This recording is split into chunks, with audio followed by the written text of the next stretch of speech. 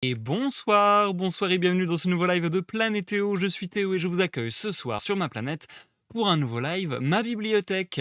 Mais cette fois, ma bibliothèque un peu différent puisque nous avons vu assez en détail ma bibliothèque de A à Z. Quasiment tous les livres que je possède, je pense, je vous les ai passés en revue en ce qui concerne, on va dire, les livres un peu classico-classiques, les romans, les recueils de nouvelles, les essais philosophiques, les recueils de poésie, le théâtre, ce genre de choses. Maintenant, on passe sur une littérature un peu différente, puisque je vous en ai pas tellement parlé, je pense, en live jusqu'à présent. Et c'est une grave erreur. J'ai eu une énorme période comics, une grosse période comics. Pour vous dire, le meuble que vous voyez ici est rempli de comics recto verso, si je peux dire, parce que voilà, dans la largeur, il est coupé au centre et du coup, il y en a des deux côtés. Je sais pas combien de comics je possède. D'ailleurs, je vais pouvoir vous dire ça rapidement puisque j'ai un compte Babelio. N'hésitez pas à aller jeter un œil sur mon compte Babelio si ça vous intéresse. Comme ça, vous aurez vraiment l'intégralité de mes bibliothèques. Vous avez une liste avec les livres que j'ai lus en live, 78. Une liste avec ce que j'ai appelé ma bibliothèque générale. Donc c'est là que vont se trouver les romans, les recueils de nouvelles, les essais philosophiques, les recueils de poésie, le théâtre, je crois aussi. Ensuite, j'ai ma bibliothèque inclassable. Là, c'est des livres un petit peu différents. Ça va être, par exemple, des livres qui vont être liés à de la non-fiction, mais plus, je sais pas comment dire, de la sociologie, des trucs comme ça peut-être. Ou bien, par exemple, j'allais dire des fanzines, mais c'est pas tellement ça. Des magazines, on va dire, bref. Des revues plutôt. Enfin bref, des choses inclassables, il y a vraiment de tout. Ensuite, j'ai ma bibliothèque manga, puisque j'ai eu aussi une grosse période manga. J'en ai 198, mais j'en ai vendu énormément. Je pense que je suis loin d'avoir tout renseigné. À une époque, des mangas, j'en avais 600, enfin bref.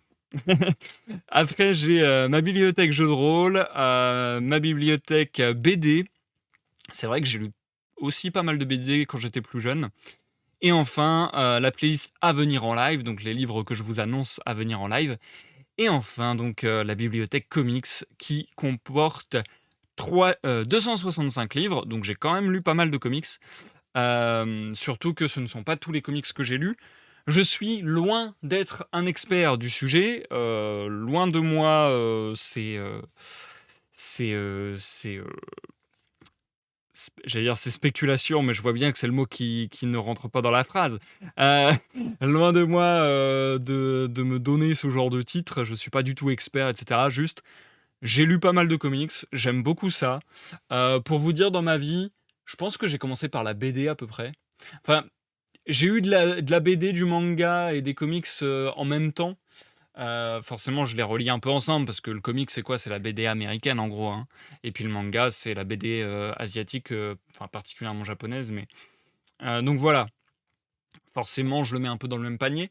Je pense que j'ai plutôt commencé avec de la BD franco-belge, comme on dirait, avec quelques comics de ci, de là, avec quelques mangas de ci, de là. Ensuite, je pense que j'ai eu une grosse période manga au collège et après, je pense que j'ai eu une grosse période comics au lycée, à l'université et un peu après. Et ensuite, ça s'est un peu raréfié parce que, ça coûte quand même de l'argent. Donc voilà, c'est pas toujours évident. Mais c'est vrai qu'une fois de temps en temps, un petit comic, ça fait plaisir de m'en racheter un, comme une BD, comme un manga d'ailleurs, mais je pense que j'ai encore un attrait un peu plus grand pour le comics, je dois avouer. Je pense que c'est un peu plus dans mes goûts. Qu'est-ce que je veux faire avec le live d'aujourd'hui? Puisque je ne vais pas passer, en revue ma bibliothèque de comics dans son intégralité comme j'ai pu le faire avec mes livres, disons plus, classiques ou classiques. Tout simplement parce que j'en ai beaucoup et que dans ce beaucoup, il y a des kiosques. Donc vous savez, ces petits numéros qu'on peut, presque des fascicules parfois, qu'on pourrait, acheter en kiosque, qui présentent, 1, 2, 3, 4, 5, 6 numéros peut-être maximum, je pense. Et donc en version, bah, pas rigide, en version, très souple. Et en fait, d'ailleurs, je crois d'ailleurs que le format kiosque n'existe plus tellement de nos jours, il me semble, en comics.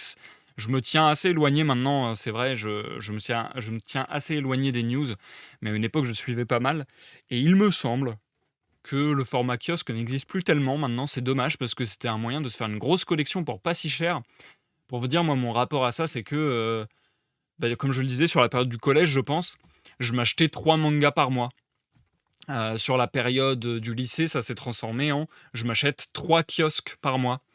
Heu, donc heu, donc c'était quand même assez cool parce que pour pas très cher, pour 15 € grosso modo, on pouvait avoir 3 mangas ou 3 kiosques à l'époque. C'était quand même pas mal, c'était quand même pas mal, c'était très cool même. On était bien servis, je trouve. Maintenant, c'est vrai que aussi les prix, bon après c'est les années, hein, qui font ça, mais bref.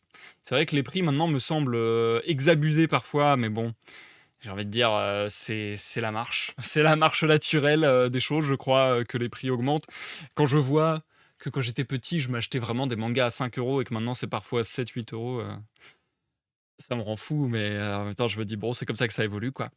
Hem et donc oui, forcément, j'allais pas vous passer en revue ma bibliothèque, d'autant plus que nous sommes sur l'un des derniers lives de la chaîne Planétéo. Je le redis, je vais opérer un grand changement de vie. Je vais déménager, trouver un taf, j'aurai peut-être pas la possibilité d'avoir internet pendant un temps, peut-être pas la possibilité d'avoir mon setup, cool pour le stream pendant un temps. Donc là, dites-vous qu'on est sur les tout derniers lives. En plus, avec les chaleurs, j'ai pas pu faire autant de lives que je n'aurais espéré malheureusement. Donc là, c'est l'avant-dernier live. J'ai pris la décision tout à l'heure. Le live du jour, c'est l'avant-dernier live. L'avant-dernière rediffusion qui arrivera sur YouTube également, je pense fin août, puisque du coup j'ai pris pas mal d'avance. Et puis, il y aura un dernier live demain pour finir en beauté, un live de lecture forcément. Il fallait que ça en soit un. Un live de lecture un peu particulier, puisque ça va être une lecture un peu challengeante. J'ai essayé de faire un franglais dégueulasse. Challengeante, bref. Ça va me mettre au défi, puisque c'est une lecture un peu compliquée, c'est du théâtre et c'est Cyrano de Bergerac d'Edmond Rostand. Donc j'aimerais vraiment demain réussir à faire en one shot Cyrano de Bergerac. Je sens que ça va être très sportif. J'espère que je vais pas trop me fail parce que j'ai envie de finir en beauté cette série de live en quelque sorte. Et comme je le disais, ensuite j'arrête les lives, j'arrête le contenu sur la chaîne Planétéo, au moins de manière provisoire, peut-être de manière définitive, si les aléas de la vie font que bah, j'ai pas le temps, j'ai pas le matos, et ainsi de suite. Si c'est de manière provisoire, je vous tiendrai, de toute façon, peu importe ce qui se passe, je vous tiendrai au courant sur les réseaux. Vous allez encore entendre parler de moi, j'ai encore des choses à vous dire, j'ai encore des choses à vous partager. Je vais publier un livre, je pense, avant la fin de l'année, par exemple. Et puis, j'ai encore tout un tas de projets. Donc, c'est pas la fin complète de Planétéo, si je peux dire. Mais en tout cas, cet arc de live et peut-être les lives, ça sera terminado.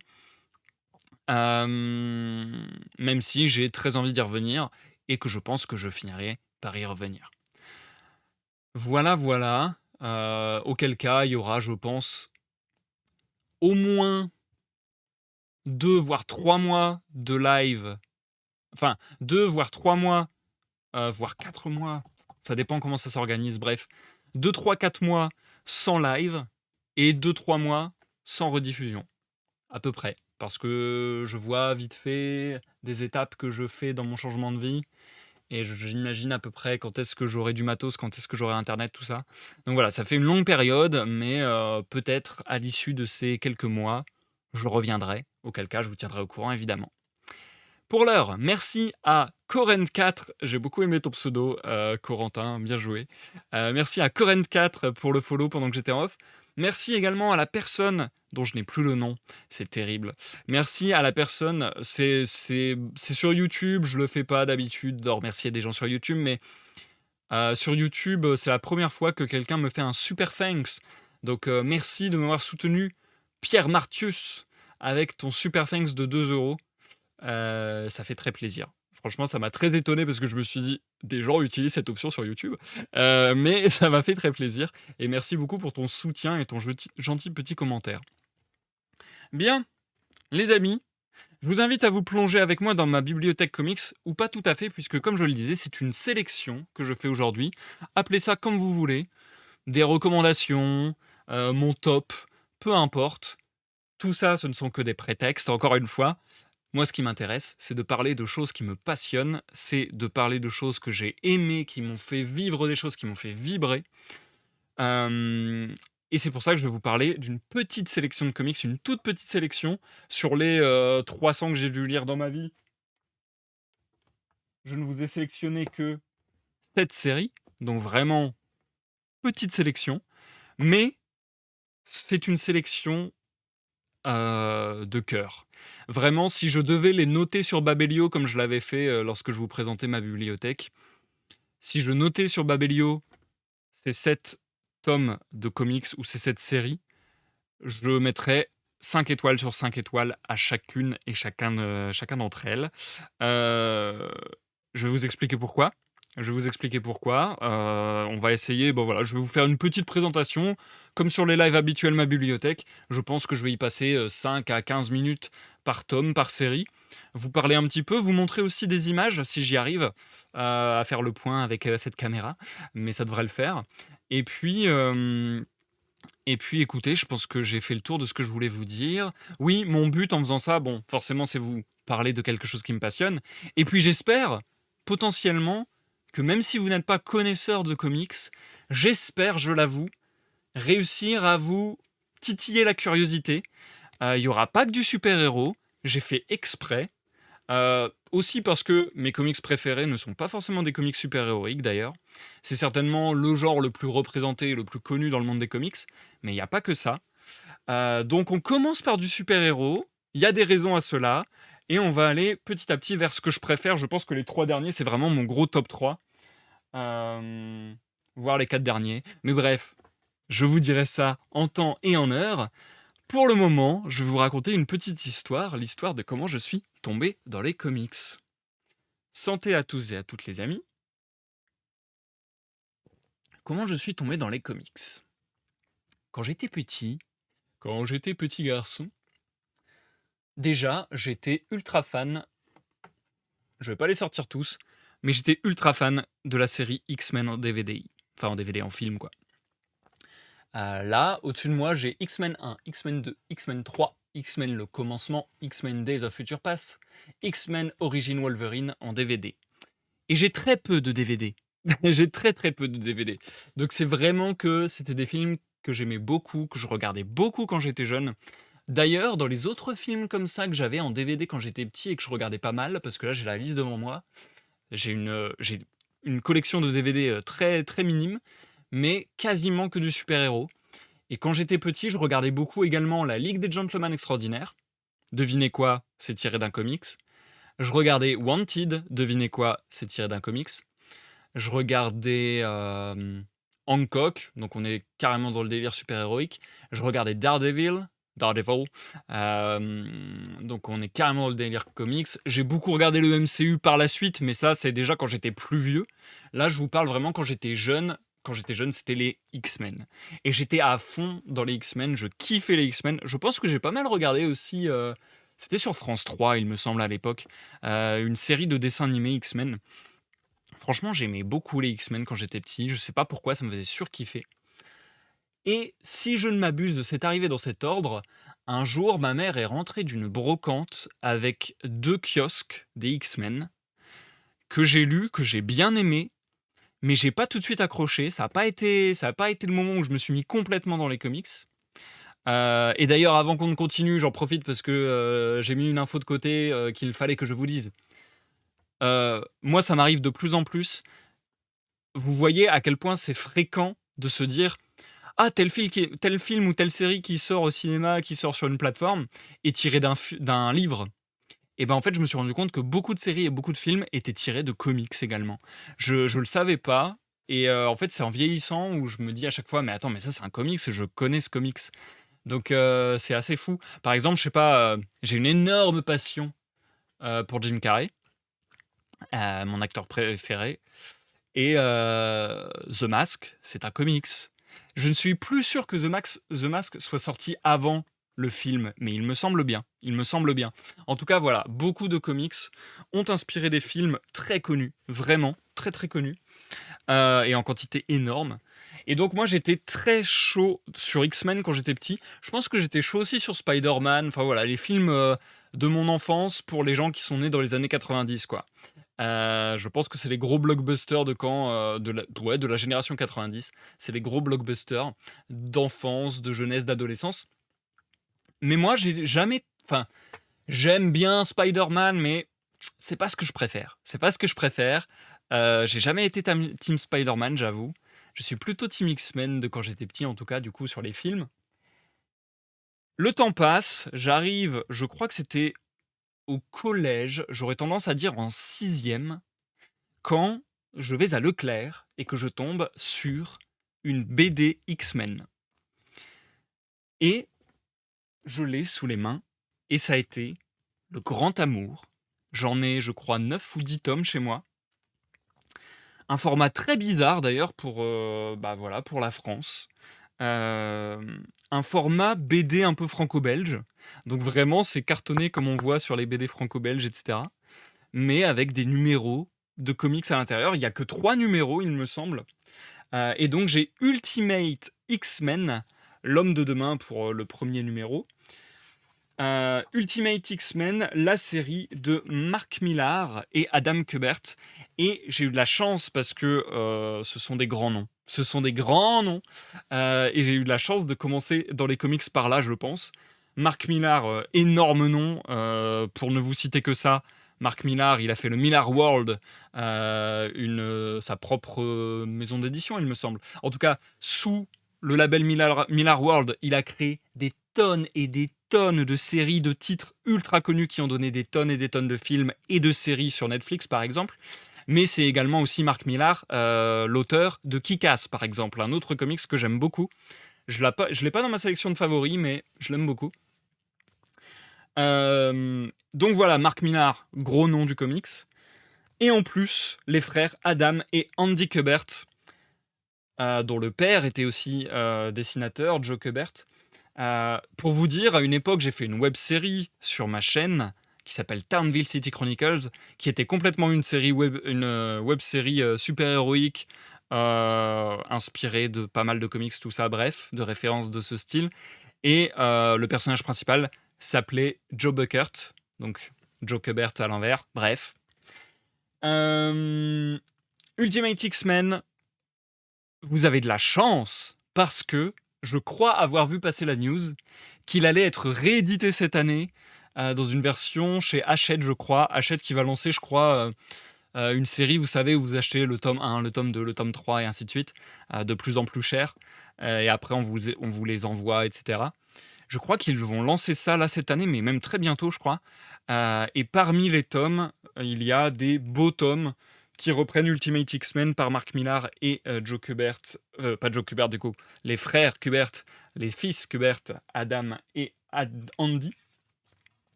Et là, je vous donne des noms, je vous dis des trucs, je vous donne des infos. Peut-être que c'est trop lourd. Pour ceux qui ne s'y connaissent pas en comics, mais qui auraient envie de s'y mettre, je vous le recommande à fond. Moi, c'est comme ça que je m'y suis mis.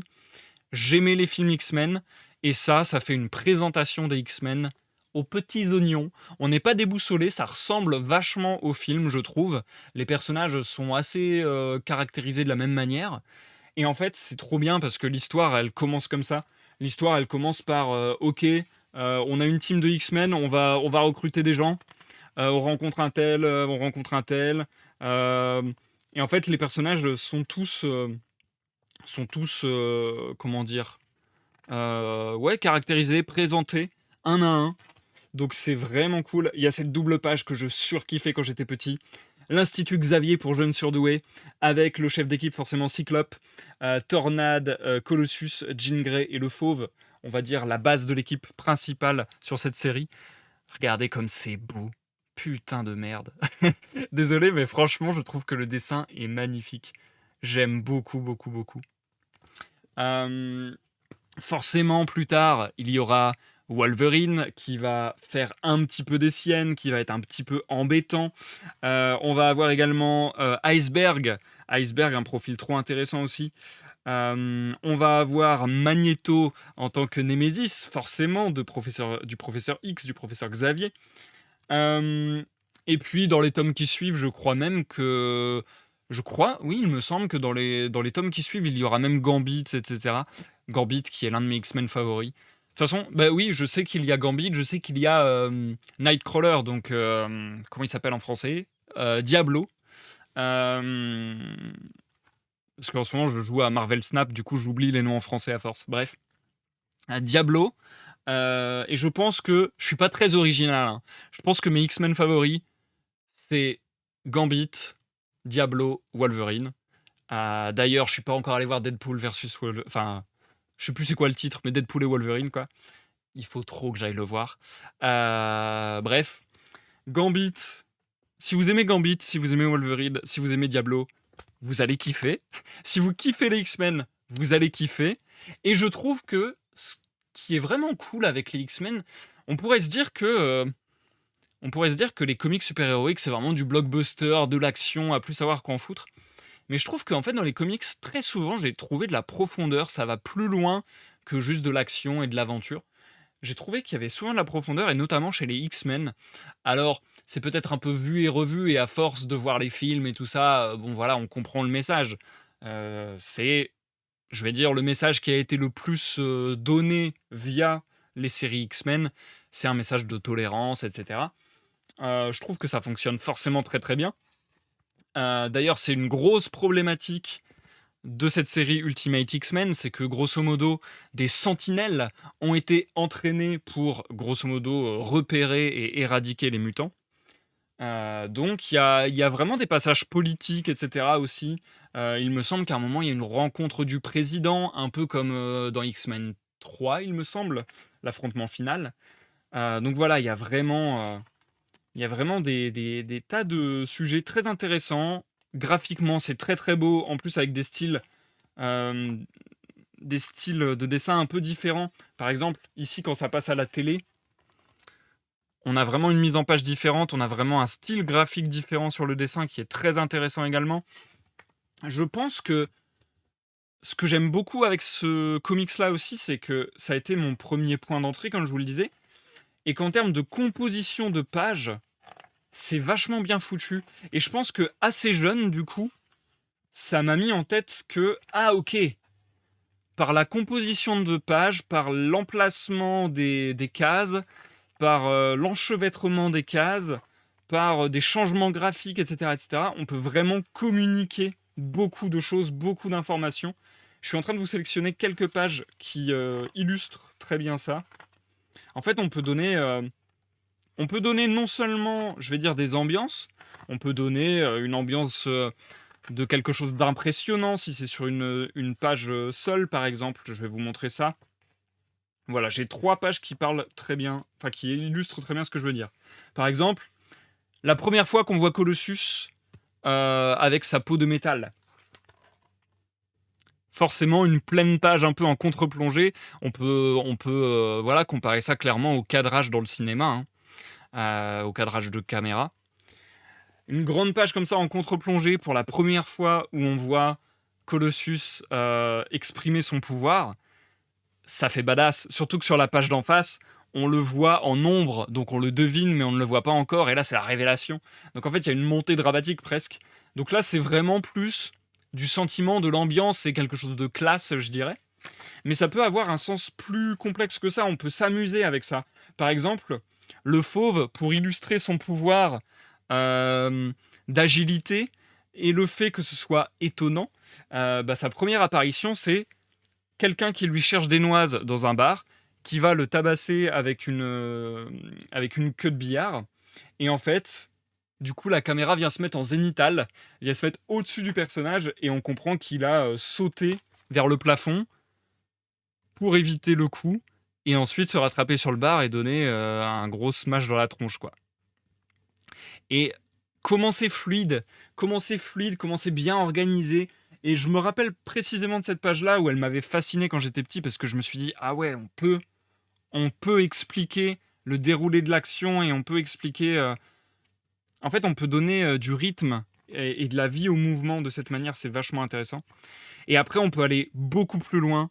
On peut s'amuser, encore une fois, comme le cadrage au cinéma. Par exemple, le professeur Xavier.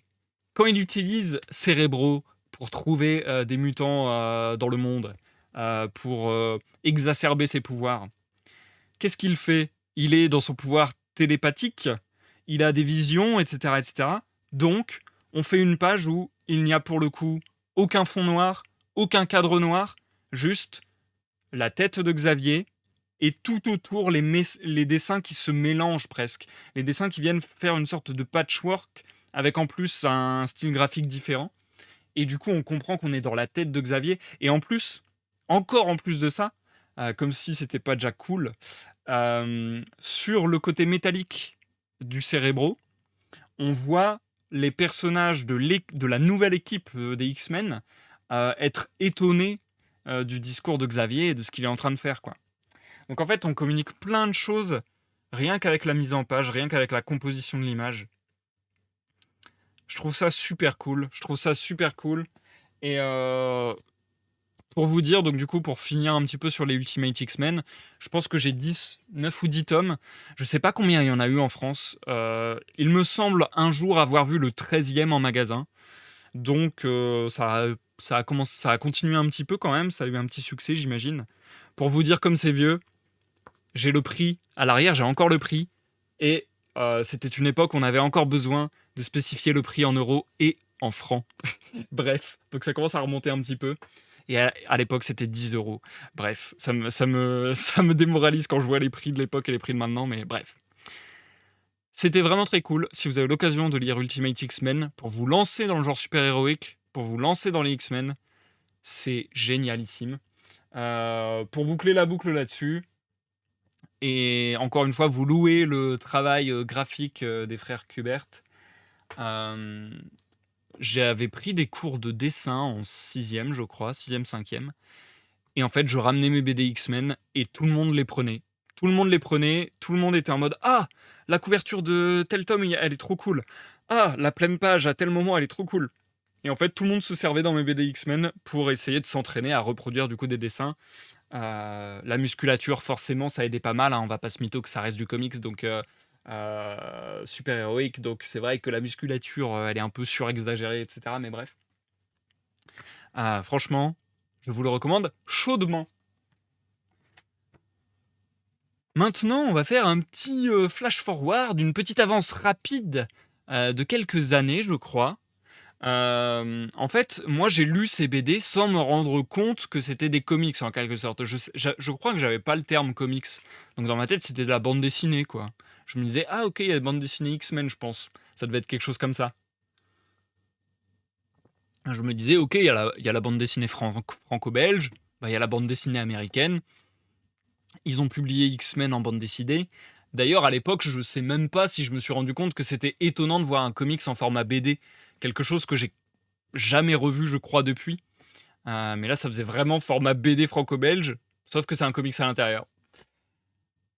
Et puis plus tard, bien plus tard quand même, je crois, je pense qu'il m'a refallu 3-4 ans peut-être, je dirais fin collège, début lycée, potentiellement.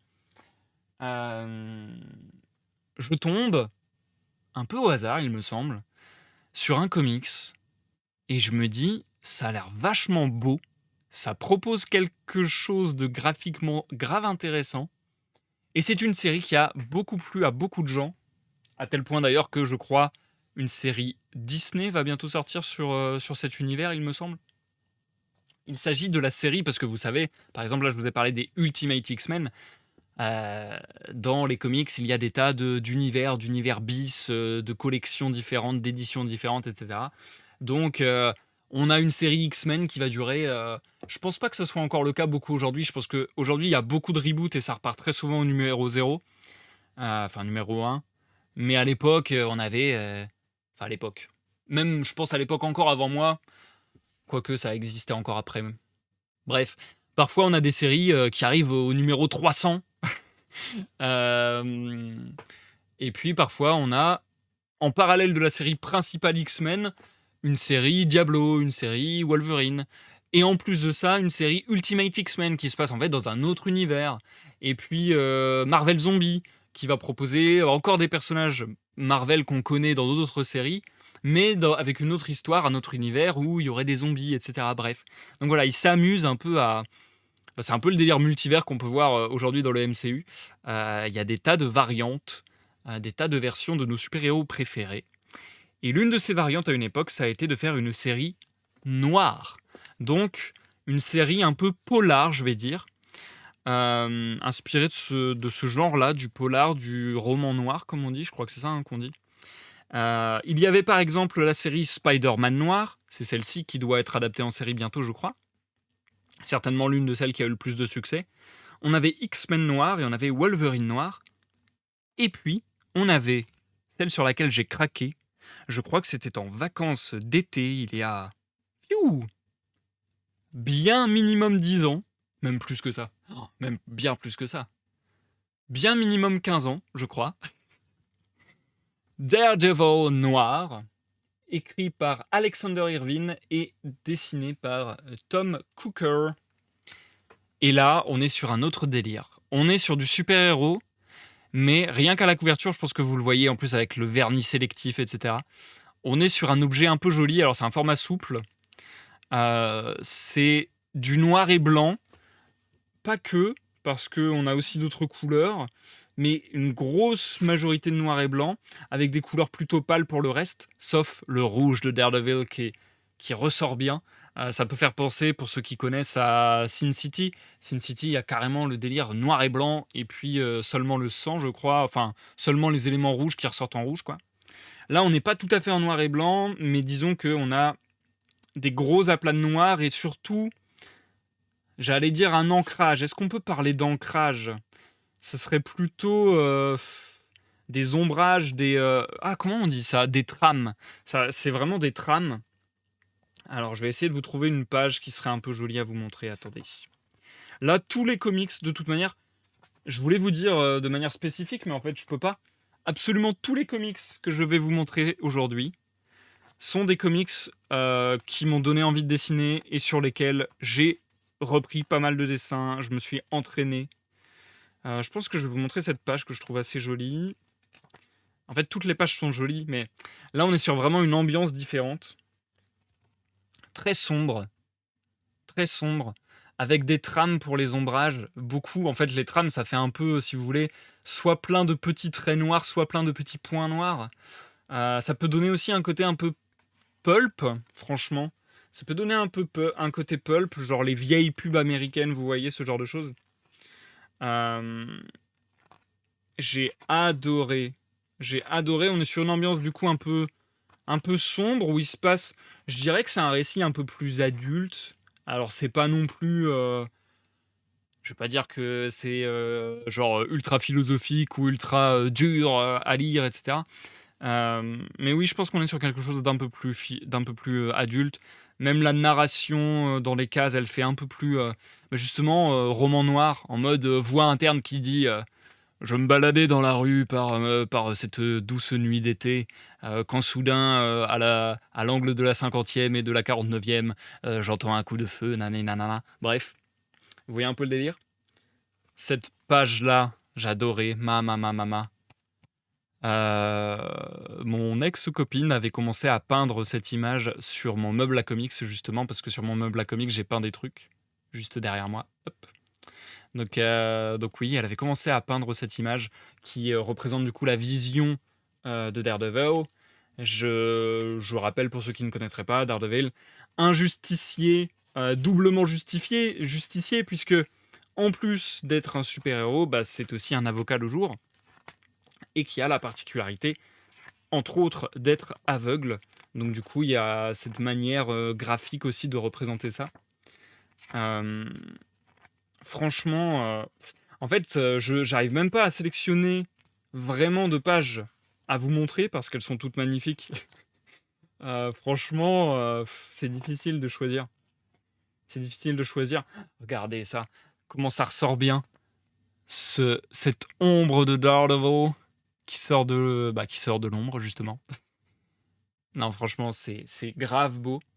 Euh, alors, à part vous dire que c'est beau, vous dire que ça a un style particulier, etc. Et vous dire un petit peu l'ambiance. est-ce que je saurais vous redire un peu l'histoire? Je crois que ça va être compliqué pour le coup, parce que ça remonte à longtemps. Grosso modo, c'est une histoire qui implique Wilson Fisk, qui implique une version, du tueur à la cible. Comment il s'appelle déjà, le tueur à la cible en anglais? Bullseye. Bref, dans une ville où la loi n'est qu'un jeu, le jeune Matt Murdock est entraîné dans un tourbillon de violence. Dans le quartier de Hell's Kitchen. Il se retrouve au cœur d'une guerre de pouvoir et de vengeance entre le caïd, son plus efficace tueur Bullseye, et une femme fatale répondant au doux nom d'Elisa. Je n'en dis pas plus, parce que j'avoue que ça fait longtemps que je l'ai pas lu et que j'ai un peu du mal à me rappeler de l'histoire là comme ça. Mais presque rien que pour l'ambiance et pour le côté graphique, ça vaut le coup. Et de souvenir, l'histoire est plutôt intéressante également. Donc voilà, je voulais vous proposer dans ma sélection, et aussi encore une fois parce que je vous fais ma sélection de mes comics favoris, hein, tout simplement, et que ça en fait partie. Franchement, je sais que je suis un peu biaisé, parce qu'il y a le côté, c'est aussi mes comics favoris, parce que c'est avec cela que j'ai commencé les comics, je pense. Mais Daredevil Noir, si vous avez l'occasion, c'est très très joli, c'est du très bon ouvrage. Et puis c'est du coup un super-héros, mais vu sous un angle un peu différent, qui fera peut-être moins action-aventure blockbuster à la Marvel Cinematic Universe. Donc ça peut être une porte d'entrée un peu bis, un peu alternative, on va dire. Pour le prochain comics, alors cette fois-ci, on n'est plus du tout dans un ordre chronologique. C'est juste que je me suis dit que ça faisait une transition un peu douce, puisqu'on va commencer à s'éloigner du super-héros, mais on est toujours sur une ambiance super-héros. C'est-à-dire que, est-ce qu'on peut appeler le prochain personnage dont je vais vous parler un super-héros? C'est très difficile, je ne pense pas qu'on le puisse. À la limite, c'est peut-être un anti-héros, et encore. Je ne saurais pas comment le définir précisément. Par contre, on est clairement sur les codes du super-héros, donc un personnage qui a un peu des pouvoirs et qui fait des trucs un peu hors normes, qui découvre ses pouvoirs aussi, beaucoup ce truc-là, des origines, quoi, les origin story un petit peu. Il s'agit de Haunt. Haunt, et encore une fois, pas écrit et dessiné par n'importe qui, puisque on a Todd McFarlane au dessin. Todd McFarlane, si je dis pas de conneries, il a fait du Batman à une époque. Ouais, il me semble que j'ai des numéros de Batman de Todd McFarlane. Mais je dis peut-être de la connerie. Mais je suis plus sûr de moi, mais je crois. Ouais, si, il me semble. Sur la cour des hiboux et tout, c'est Todd McFarlane, non? Ou bien c'est Greg Capullo, je sais plus. Bref, en tout cas, Todd McFarlane a un énorme nom des comics, notamment pour la série Spawn. D'ailleurs, Spawn, série très très voisine de Haunt, je trouve, même dans le look du personnage principal. Spawn, qui est quand même un personnage assez connu, il a eu son film, etc. Personnellement, j'ai lu le premier tome de Spawn, j'ai lu 5 tomes de Haunt, je préfère beaucoup Haunt. On a également du coup Ryan Otley, qui a fait Invincible qui a eu sa série Netflix. On a Greg Capullo, qui a fait du coup, je crois, entre autres, mais vraiment entre beaucoup d'autres, Batman, La Cour des Hiboux, il me semble. On a Todd McFarlane sur Spawn, je l'ai dit, et Robert Kirkman, un nom qui doit vous parler. Robert Kirkman, tout simplement le scénariste de Walking Dead. Donc là, on est sur vraiment, en fait, c'est même assez hallucinant. On est sur un casting de fou dingue. Pour vous dire qui est à quel poste, scénario Robert Kirkman, dessin Greg Capullo et Ryan Otley, et ancrage Todd McFarlane. Voilà un peu. Et les couleurs du coup FCO Placencia. Voilà un peu sur quoi on est. Une création de Robert Kirkman et Todd McFarlane. J'ai envie de vous montrer des pages, mais il faut que je sélectionne les pages parce qu'il y a des pages un peu osées. Pour le coup, je dirais que c'est un peu plus adulte, dans le sens où il y a des thèmes un peu plus adultes. Il y a clairement des femmes plus qu'en petite tenue. Je crois. Quoique, est-ce qu'il y a des femmes nues, explicitement nues? Bon, il y a les femmes, je crois, implicitement nues. Genre, on le voit, mais on le devine, quoi. Bref, on a des scènes très sanglantes, très, très sanglantes, très, très graphiques, où il y a, bah là, je vois par exemple un œil qui se fait projeter. Une personne qui a une balafre aussi, à un moment, qui a une blessure de guerre. Si j'arrive à retrouver cette image, je vous la montre. Elle est vraiment magnifique. Une blessure de guerre, mais un truc de fou. Encore une fois, un comics dont j'ai euh, puisé beaucoup de dessins pour m'entraîner, parce que juste, il est trop beau, ce comics. Euh, Qu'est-ce que je peux vous montrer d'intéressant? En fait, toutes les pages sont belles, mais je sélectionne encore une fois, hein. Attendez. Salut, ça fait bizarre de te voir car je regarde tes vidéos du portrait de Dorian Gray. Eh bien, bonsoir, Carlitoto. Et merci de passer ici. J'espère que tu vas bien. Merci de faire le détour par Twitch après être passé sur YouTube. J'espère que tu te plais à la lecture du portrait de Dorian Gray. Aujourd'hui, on est sur autre chose. On n'est pas sur de la lecture, on est sur de la recommandation de lecture, si je peux dire. Bah déjà, je vais vous montrer une image parce que je la trouve jolie. Ah, mais j'aimerais bien vous montrer l'image où elle pleure si je la retrouve. Ah là là, il y a trop d'images que je veux vous montrer, les amis. Trop d'images que je veux vous montrer. Oh, regardez. Regardez comme c'est beau. Mirage, il me semble. Regardez comme c'est beau. On sent l'émotion, on sent les larmes sur le bord des yeux, on sent la dépression. Enfin bref, c'est magnifique. Ce serait bien de vous montrer quand même à quoi ressemble Haunt, le personnage principal, sans que ça soit une page où des yeux explosent, s'il vous plaît. Et après, je vous expliquer, après vous avoir montré un peu le côté graphique. Voilà, je vais vous montrer ça par exemple. Je vais pouvoir vous parler brièvement de l'histoire, qui est quand même assez spéciale. En fait, elle est classique dans le sens où ça recolle avec beaucoup de codes du genre super-héroïque, comme je disais, mais à la fois un peu réinventé sur certains points. Comme je disais déjà, ça s'empêche pas d'être gore, ça s'empêche pas d'être sexy par moments. Ça va sur des sujets genre la mafia, le deuil, la trahison, l'espionnage, les infiltrés. Il y a plein de choses. Il y a aussi des choses que j'adore. Alors là, je vais pas vous le montrer parce que c'est sexy, mais il y a des pages qui se répondent. Ça, c'est quelque chose que j'adore dans les comics. Je trouve ça hyper intelligent. Euh, Il y a eu la première page du numéro 1 et la première page du numéro 6 sont exactement la même page, la même composition, sauf que une fois, ça va être Daniel Kilgore et l'autre fois, ça va être Kurt Kilgore, qui est son frère. Et donc, ça va être tantôt la, la, la copine plus ou moins de l'un. Bah en fait, c'est même la prostituée de l'un. Bref, la prostituée de l'un et plus ou moins la tromperie, l'amante de l'autre. Bref. Donc voilà, on est sur des thèmes, vous le voyez, un peu plus adultes potentiellement. Grosso modo, pour vous donner peut-être envie de lire Haunt, merci Carlitoto pour le follow. On est sur un personnage qui est un agent secret, qui va mourir, et par une magie qu'on ne comprend pas bien, son fantôme reste à moitié sur Terre. Donc il y a un côté un peu surnaturel, paranormal, magique, qui est cool parce que un peu moins, je trouve, développé en général dans les super-héros. Il y a des super-héros qui utilisent quelque chose qui fait plus magie surnaturelle. Il y en a. Mais de cette manière-là, je trouve qu'il y en a assez peu. Et grosso modo, parce que là, on est même proche du vaudou, je trouve, à un moment. Un peu ce délire-là. Bref.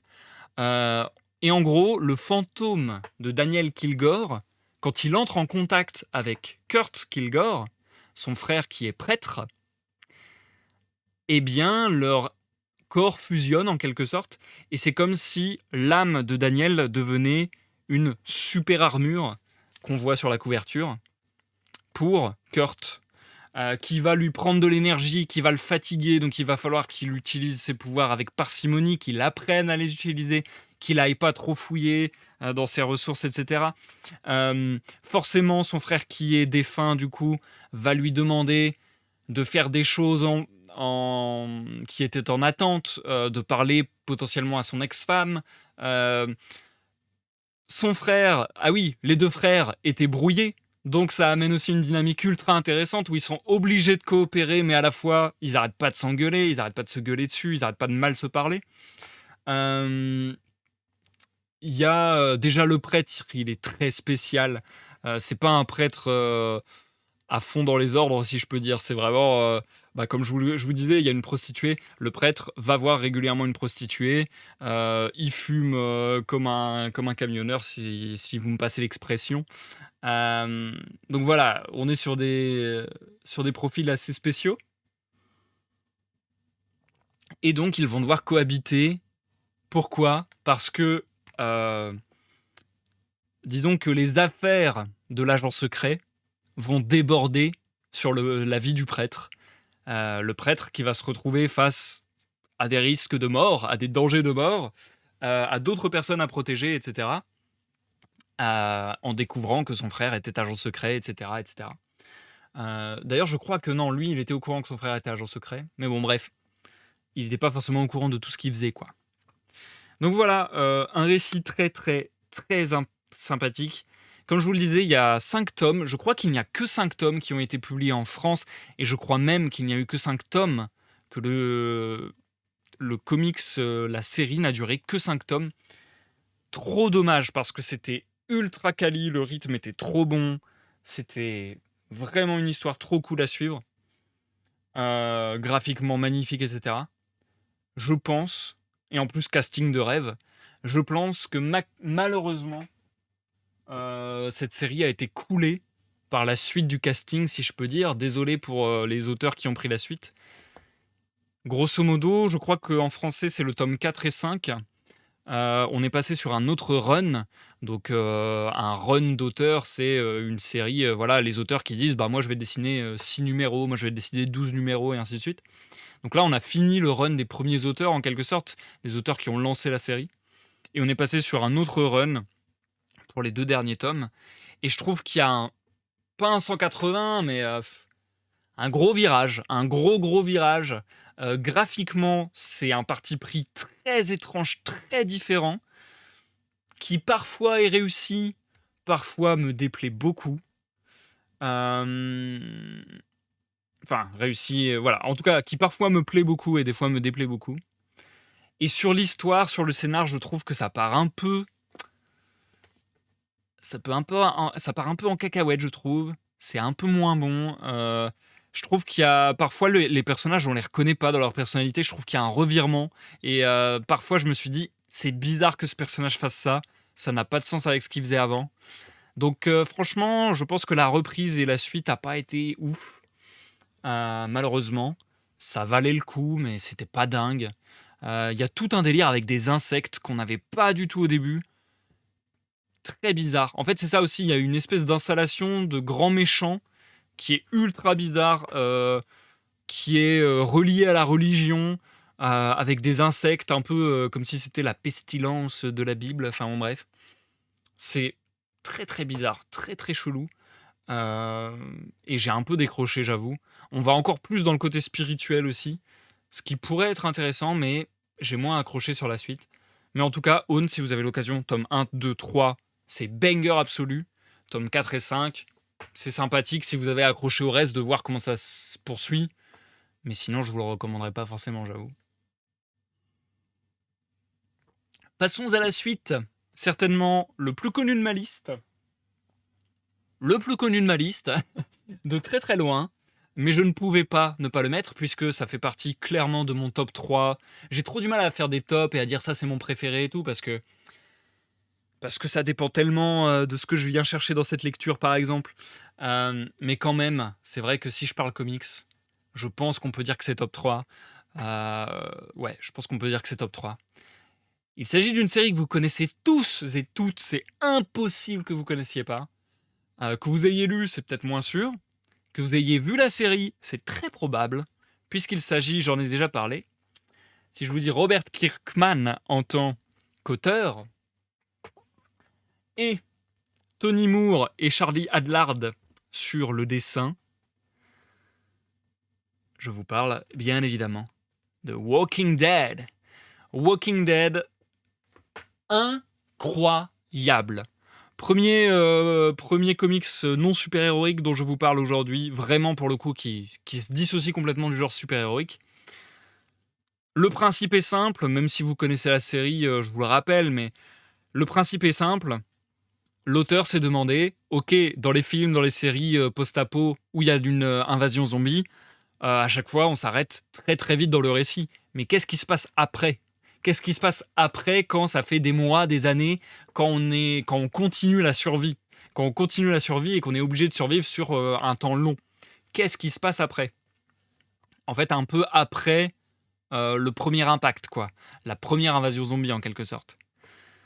C'est génialissime. La série compte 33 tomes.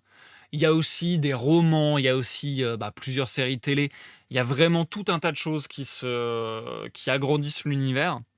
D'ailleurs, la série télé est très différente du comics. Vraiment, je trouve qu'elle est extrêmement différente. Beaucoup disent que l'histoire est différente. Alors, non seulement le scénario est très différent, mais je trouve que pas que le scénario, même l'ambiance est ultra différente. Je crois que c'est une volonté. Il me semble avoir lu Robert Kirkman dire, justement, parce qu'il scénarise aussi la série, je crois, justement dire, justement, j'avais l'occasion de faire deux formats différents, autant la saisir, autant pas faire exactement la même chose. Donc il y a des personnages qui n'ont rien à voir, il y a des personnages qui sont exclusifs à la série. Par exemple, Daryl. Je crois qu'il s'appelle Daryl, vous m'excuserez, je n'ai pas regardé la série télé. Daryl, le mec avec son arbalète là. Daryl n'existe pas dans Walking Dead, le comics. Donc voilà, il y a des grosses différences. Personnellement, je vais vous expliquer aussi pourquoi je trouve que ce n'est pas que sur l'histoire, mais aussi sur l'ambiance. J'ai essayé, moi j'ai commencé par les comics. Et ensuite, je pense que la série n'était même pas encore là en fait quand j'ai commencé. Donc j'ai commencé par les comics, et à un moment, il y a une série qui a commencé à sortir, et je me suis dit, tiens, je vais jeter un œil. Je pense que Walking Dead, j'ai commencé 3 ou 4 fois à essayer de m'y mettre. Au bout de 5, 10 minutes, 15 minutes, je me fais tellement chier que je ferme. Vraiment, je ne peux pas. La série télé Walking Dead, c'est mes goûts, hein, encore une fois. Je tiens à repréciser que tout ce que je vous dis sur mes lives, bien entendu, c'est très subjectif. Mais en ce qui me concerne, je suis hermétique complètement à Walking Dead, la série. Je me fais chier royalement. À une époque, j'ai été tombé sur... Il y a une époque où, tard la nuit, je zappais sur toutes les chaînes et puis je regardais un peu ce qui me venait en série. Et à un moment, je regarde un truc. Littéralement, je commence à regarder parce que je vois que ça affiche Walking Dead. Je commence à regarder et je me dis, c'est quoi ce truc ? Non, en fait, je crois que ça n'a pas affiché, justement. Ça n'a pas fait... Ah, oui, voilà. J'ai affiché après coup. J'arrive sur une chaîne, je vois un truc, je me dis, ok, c'est une série. Je regarde et moi, je suis très... J'avoue, je pense que je suis très fermé, ou très sélectif sur ce que j'aime en série, film, etc. Le cadrage, en fait, en quelques secondes, en voyant quelques images, je sais si j'aime ou si j'aime pas le style graphique, on va dire. Donc, je tombe sur cette série au pif, en zappant, je regarde quelques minutes d'un épisode, et même pas quelques minutes, je crois, quelques secondes, et je me dis, c'est quoi ce truc de merde ?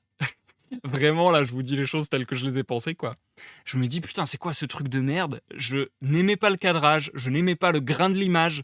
J'étais en mode, putain, mais c'est filmé comme un téléfilm allemand du dimanche après-midi sur M6. J'étais en mode, c'est nul. Enfin, j'aime pas comment c'est filmé, etc. Et là, j'affiche et je vois que c'était la série Walking Dead. Et j'étais en mode, quoi ?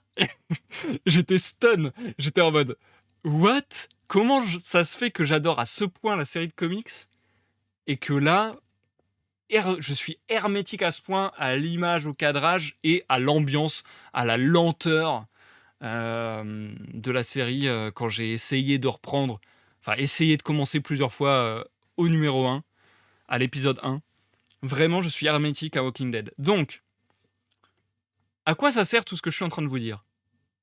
À marquer à quel point il y a une différence énorme entre la série et le comics. Donc peut-être si vous n'avez pas kiffé la série, si vous n'avez jamais adhéré, si ça vous a jamais donné envie, ou si vous étiez curieux mais que vous saviez pas trop, vous aviez pas le temps, vous étiez pas sûr, peut-être que Walking Dead en comics, ça vous aiderait à vous lancer. Il y a un parti pris qui peut être un peu spécial pour certains peut-être.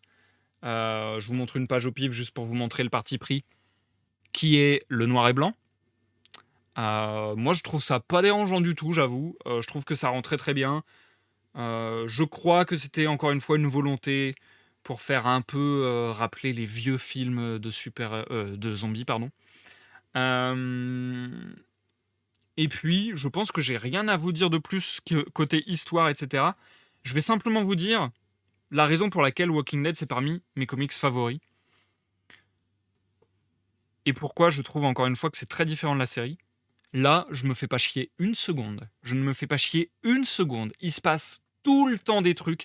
Il y a 33 tomes et il se passe tout le temps des trucs. Et il se passe pas n'importe quoi. Il se passe tout le temps des trucs de dingue. C'est vraiment, c'est vraiment une lecture comme jamais aucune autre dans ma vie qui m'a étonné sans arrêt. À tel point que ça, Enfin, en fait, ça m'a marqué parce que c'est plein de premières expériences que j'ai eues par Walking Dead. La première expérience que j'ai eue avec Walking Dead et avec aucune autre œuvre jusqu'à présent, je crois. Éventuellement dans des livres classiques, des livres remplis de mots, et encore que ça ne me soit pas arrivé souvent, mais ça m'est jamais arrivé dans aucune œuvre à part ça. C'est le truc de lire une page, de tourner la page, de voir ce qui se passe sur la page et de revenir en arrière parce que je me dis attends, c'est pas possible, il se passe vraiment ça là? Et de revenir et de me dire ouais, ok, il se passe vraiment ça. Et d'être vraiment choqué de fou, d'être vraiment étonné, surpris. C'est rare, franchement, que je sois très surpris, très étonné par une œuvre, Euh, notamment graphique, notamment littéraire. Pourtant, j'adore la littérature, mais c'est rare que je sois étonné ou choqué ou surpris, ouais. Et là, ça m'est arrivé tellement de fois et de manière si agréable, parce que c'était pas du tout illogique avec le récit. C'est pas absurde, c'est pas tombé de nulle part. C'est juste que je l'ai pas vu venir. Et le nombre de fois où ça m'a fait ça avec Walking Dead, c'était génial. C'était génial. D'ailleurs, autre point différentiel, je pense, avec la série. Je pense que dans la série, il doit y avoir quand même quelques petits trucs gore, il me semble. Mais je sais aussi qu'il y a des choses qui n'ont pas été adaptées dans la série parce que trop gore. Donc encore une fois, c'est quand même une lecture à pas mettre entre toutes les mains, je pense, pour public averti. Je crois même que c'est écrit, ouais, pour lecteur averti. Donc c'est pas à mettre entre toutes les mains. Il y a des thèmes pas évidents parfois, même pas évidents du tout. Et puis il y a des trucs assez gore. Il y a un nombre de morts incalculable. Ça, c'est même une chose qui était un peu à la mode et dont certaines personnes se sont plaints, ce que je peux comprendre. Même moi, je pense que je m'en suis plaint à un moment. Et encore que je suis pas sûr, mais du fait de ah, c'est devenu à la mode dans les séries de tuer les personnages favoris, de faire plein de morts en permanence et ainsi de suite. Je pense que ça a commencé avec Game of Thrones et Walking Dead. Je pense que c'est les deux qui ont lancé ce truc-là, quoi, de manière, enfin, qui ont démocratisé ce truc-là. Mais encore une fois, je trouve que c'est jamais gratuit. Je trouve que c'est toujours très intelligemment fait. Et comme je le dis souvent, j'ai pas forcément une mémoire très bonne sur les histoires que je lis. En général, j'oublie très rapidement ce que j'ai lu. J'ai remarqué ça. Par contre, j'ai une très bonne mémoire, j'allais dire sensorielle, mais c'est pas ça, c'est une bonne mémoire émotionnelle, une bonne mémoire sensible, si je peux dire, où je me rappelle très bien ce que j'ai éprouvé à la lecture, les réactions que j'ai eues, etc. Walking Dead, il y a d'autres premières fois, il y a ces étonnements, il y a plein de fois où j'étais en mode attends, il se passe ça, il faut que je revienne à la page d'avant. Mais il y a également, et ça c'est extrêmement rare pour moi, des passages où j'ai pleuré. Et ça, pour me faire pleurer avec un bouquin, c'est arrivé, je pense que dans ma vie, c'est arrivé, Je pense que les œuvres ou les séries qui m'ont fait ça se compte sur les doigts d'une main, quoi. Je pense. Je pense. Mais Walking Dead, j'ai pleuré. Plusieurs fois, j'ai failli pleurer. Je sais plus exactement tout, parce que ça commence à remonter, qu'il y a 33 tomes, que je les ai lus il y a quelques temps. Donc je sais plus exactement toute mon expérience de Walking Dead, mais je crois que j'ai failli pleurer plusieurs fois et que j'ai pleuré effectivement sur la fin de la série, sur le 33e tome. Le 33e tome, les derniers événements du 33e tome, j'ai lâché ma larme et j'étais... Waouh. J'ai pris un gros coup. J'étais triste, mais triste. C'était... C'est rare que les... J'ai pas trop ce syndrome-là de ah, je quitte des personnages, je quitte une œuvre, alors je suis triste. C'est pas quelque chose que j'ai beaucoup vécu dans ma vie. Je pense même que je le vis assez jamais, en fait. Walking Dead, ça me l'a fait. Walking Dead, ça me l'a fait. Euh, J'étais triste de quitter les personnages, j'étais triste de quitter cet univers, et j'étais triste des événements. J'étais triste de ce qui se passait pour les personnages. J'étais en mode non, c'est pas possible, pas comme ça. Euh, J'hésite à vous montrer des pages parce que c'est vrai que Walking Dead, en fait, c'est assez spécial graphiquement. Alors il y a des pages qui sont très très belles. Globalement, c'est très très beau, hein, de toute façon. Il y a un style graphique qui change assez rapidement, je crois, direct après le tome 1. Le style graphique change parce qu'il y a un des dessinateurs qui part et c'est l'encreur qui prend la relève ou quelque chose comme ça, je sais plus. Donc le style graphique change très rapidement au tome 1 ou 2, je crois. Et après, c'est le même jusqu'à la fin. Euh, donc ouais, là, il n'y a pas de pleine page particulièrement marquante ou quoi que ce soit que j'ai envie de vous montrer. Il n'y a pas de composition, je vais dire, d'image qui soit particulièrement inspirée. C'est peut-être un peu moins foufou, un petit peu moins osé que les Ultimate X-Men, par exemple, que je vous ai montré tout à l'heure. Là, on est sur un récit plus classique. Aussi un récit qui parle beaucoup, forcément. Euh, et puis, on est sur une histoire longue, puisque le tome 1 fait 125 pages, non, même 142 pages, et les 33 tomes font à peu près cette taille, quoi. Donc, belle grosse histoire à découvrir. Ce serait cool que je vous montre une petite photo de... Une petite photo. Une petite représentation de zombies, tiens. Pareil, le nombre de fois où j'ai repris des dessins de Walking Dead parce que c'était beau. Parce que c'était beau. J'ai même fait un tableau. Bah attendez, je vais vous le montrer. Il est juste accroché au mur juste à côté. Mais j'ai même fait un tableau de Walking Dead. J'aimerais trouver un zombie, s'il vous plaît. Puis on adore aussi ce truc-là, hein, ce principe de... alors bien sûr, les zombies sont un danger permanent. Mais après, ce qui va être très dangereux, c'est les humains, c'est comment on s'organise, c'est la survie. Et d'autres problématiques. Donc en fait, les zombies, c'est vraiment comment survivre, comment vivre sur le long terme, alors que, en trame de fond, on est dans un monde infesté de zombies, quoi. J'arrive pas à trouver une tête de zombie en gros plan, un truc comme ça. Bon, je vais vous montrer ce zombie. Un zombie qui mord Rick Grimes. Mon Dieu. Est-il infecté? Voilà. Walking Dead, je vous le surconseille, c'est surkiffant. Et je vous montre. Est-ce que vous allez le comprendre? Parce que je dois à chaque fois que des gens viennent me rendre visite, ils voient ce tableau, ils disent «Oh, c'est beau et tout, c'est quoi?» C'est à peu près ça qui se passe. Donc en fait, les gens voient le truc, comprennent pas ce que c'est, mais trouvent ça beau. Et puis après, je leur explique et soit ils sont en mode «Ah, trop bien», soit ils sont dégoûtés. Attendez, j'ai des petites toiles d'araignée et des petites araignées accrochées dessus. Donc voilà, un tableau que j'avais fait à partir d'un livre où on avait plusieurs concept art de la série. Je crois que c'était la couverture d'un numéro de Walking Dead quand il sortait, on va dire en kiosque, donc au numéro par numéro aux États-Unis. Et moi, je l'ai repris en noir et blanc du coup. C'est une gueule ouverte de zombie. Si vous n'avez pas compris ce que c'était, on a donc le nez ici, On a la bouche avec la langue ici, avec une dent pourrie par exemple ici ou ici, hop. Et puis là, on a le bas de la mâchoire qui est à moitié déboîté, à moitié arraché, avec du sang qui coule tout ici. Donc voilà, je pense. J'ai aussi une tirelire Walking Dead. Je pense que ça vous dit assez. Mon amour pour cette série, j'ai vraiment, vraiment de toute manière, je vous l'ai dit et je réitère, Walking Dead, ça fait partie de mon top 3. C'est sûr et certain. Et là, c'est difficile. En fait, ça fait peut-être partie de mon tome 4. Mon top 4. J'avoue qu'en fait, les 4 derniers que je vais vous montrer aujourd'hui, j'aime beaucoup les 3 premiers que je vous ai montrés aujourd'hui. C'est clairement des 5 sur 5 pour moi. Allez, je pense que les 4 derniers que je vous montre aujourd'hui, comptant Walking Dead, ce sont mon top 4. Et que je peux pas départager, je crois. On part sur quelque chose de beaucoup moins connu, je crois. Même beaucoup, beaucoup moins. Peut-être le moins connu de ce que je vais vous montrer aujourd'hui, pour le coup.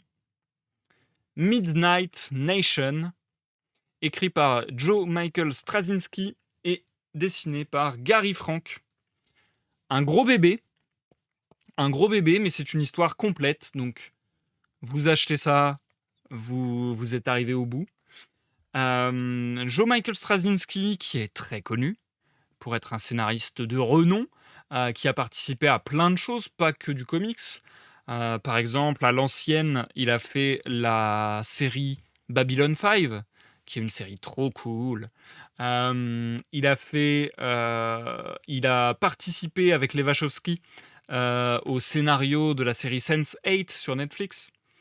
Et puis il est vraiment impliqué dans des tas de projets extrêmement connus et extrêmement à succès, je vais dire. Sur Midnight Nation, j'adore le concept. J'adore le concept de l'histoire. On va suivre un man. Je vous en dis pas trop, mais on va suivre un man qui commence à avoir un parcours un peu étrange. En gros, est-ce qu'il est mort? Est-ce qu'il est vivant? C'est un flic qui commence à avoir à moitié des visions, je crois. Enfin, je sais plus exactement comment ça se passe. Il y a des visions qui viennent un peu s'ajouter sur sa réalité. C'est quelque chose d'un peu bizarre. Et en fait, on se rend compte, et j'aime trop le principe, que en gros, deux mondes coexistent l'un sur l'autre quelque part. Et c'est un peu le monde des oubliés, quoi. C'est un peu le monde des oubliés, donc à la fois ça va être les gens morts, il me semble, mais à la fois ça va être aussi, par exemple, les sans-abri, les gens qui auront un style de vie vraiment en dehors de la marge, un peu atypique. Et du coup, en fait, on se rend compte qu'il y a une sorte de double monde qui cohabite, qui existe l'un sur l'autre, avec des gens qui sont transparents et qui n'existent pas pour l'autre monde, en quelque sorte. Euh, Ce personnage principal qui comprend pas trop ce qui lui arrive va être guidé par un autre personnage féminin, cette fois-ci. Et puis, il va y avoir pas mal de parlotte. C'est vraiment un périple. C'est vraiment un périple, on va les suivre. J'allais dire, c'est presque un road movie, quoi. On va les suivre, se balader, rejoindre un endroit, avoir des discussions philosophiques un peu, se battre avec des gens, se questionner sur ce qui se passe, sur un peu, sur presque un peu, j'ai envie de dire, la vie et la mort, les gens qui sont mis de côté, etc., etc. Je crois que c'est comme ça que ça a été inspiré à Joe Michael Straczynski. D'ailleurs, il le dit dans une lettre à la fin de ce tome, qu'en gros, lui, il était habitué à faire des longues balades, et qu'en fait, quand il faisait ces longues balades, il faisait des longues balades de nuit, et il se rendait compte qu'il y avait vraiment deux mondes qui cohabitaient sans jamais se voir, quoi. Un peu le monde de la nuit et le monde du jour, en quelque sorte. C'est super bien vu, super bien foutu. C'est très beau. Très très beau. Je vais vous montrer quelques images dans quelques instants.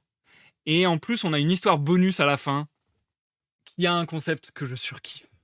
En fait, c'est ça, c'est un peu des allégories, je crois. Il y a pas mal d'allégories, c'est-à-dire que durant le périple, il va y avoir des rencontres avec des allégories. On rencontre telle personne et ça fait tel message, quoi. C'est vraiment un peu plus philo, je trouve. Bon, philo, sympa, hein, mais c'est pas, hardcore, difficile d'accès, tout ça, hein. Et par exemple, dans ces concepts un peu cool, dans ces allégories un peu cool, dans un numéro bonus, ils vont se réfugier chez une personne et qui est un peu le gardien des œuvres qui n'ont pas existé. Donc en gros, quand on va chez lui, il y a La Vengeance de Dracula, il y a, il y a le livre qu'aurait écrit, je sais pas moi, Émile Zola, s'il n'était pas mort à ce moment-là.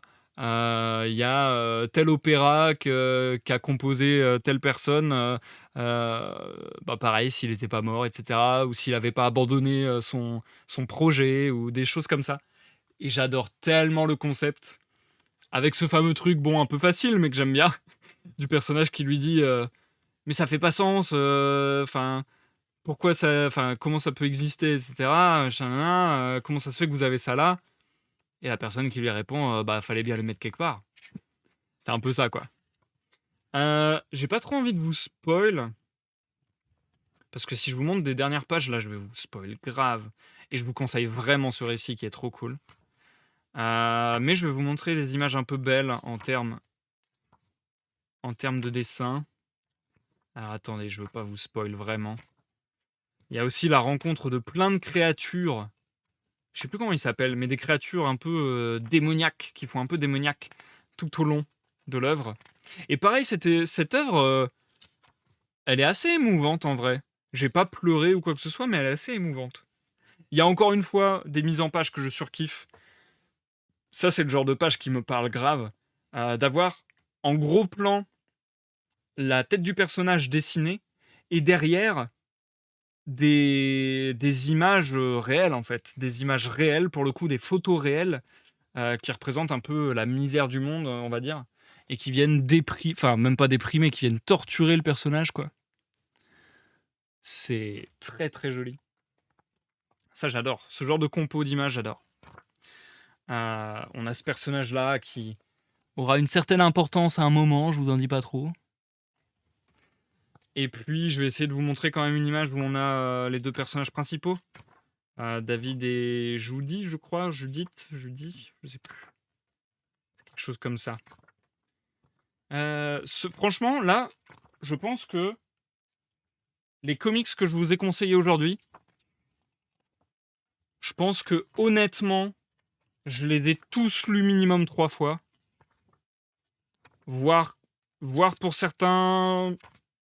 Voire pour certains, je pense que j'ai poussé jusqu'à 6 fois. Donc vraiment, ce sont des beaux récits parce que ils me lassent pas, quoi. Ils me lassent pas, je les trouve géniaux et je continue de les trouver géniaux. Ah, j'aimerais bien vous montrer une belle image de Julie quand même, du personnage féminin.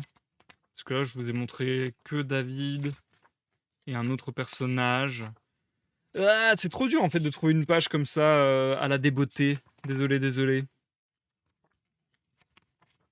Ah, ça c'est un moment que j'adore aussi. Ah, c'est dur, c'est dur. Ah, mais au début, je crois qu'on la voit, ouais, quand il comprend pas trop ce qui lui arrive. Attendez, attendez. Oh, il y a cette image qui est belle aussi. Bah voilà, je vous montre un peu un aperçu de quelles sont ces créatures et d'un autre personnage assez important et vachement cool, vachement charismatique. Et puis je finis avec une dernière image de Judy. Et on passera sur la suite. Je crois que j'ai pas plus à vous en dire. Mais je pense que j'en ai dit suffisamment pour que vous compreniez que j'adore. Pour que vous compreniez que c'est de la bonne cam. Bon, c'est pas possible là. Qu'est pas ça? Pourquoi j'arrive pas à trouver ce que je veux trouver? Voilà, ça doit être là quelque part. Donc c'est quand il se réveille au début et qu'il comprend pas ce qui lui arrive, quoi.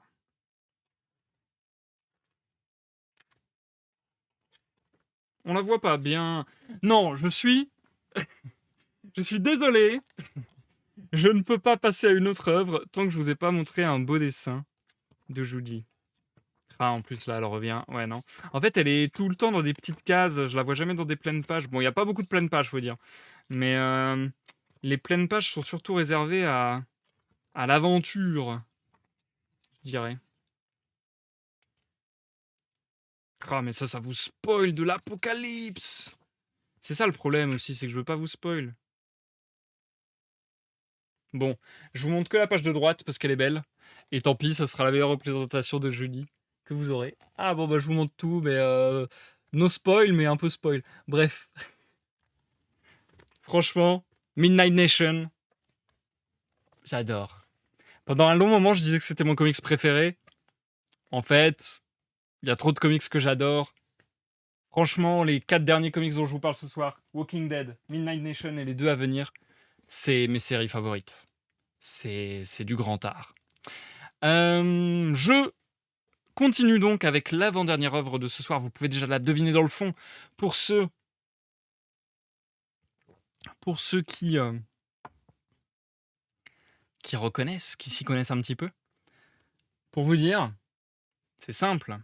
Puis-je vous le montrer sans être bizarre, sans vous montrer des choses privées? Oui, je peux vous le montrer. Pour vous dire,